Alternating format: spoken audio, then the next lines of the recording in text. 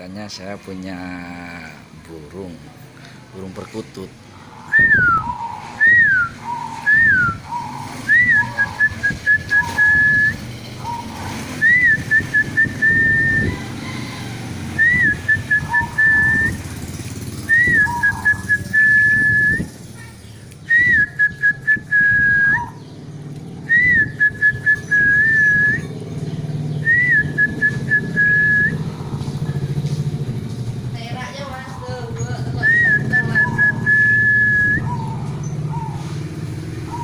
Kan keren banget itu burungnya ini.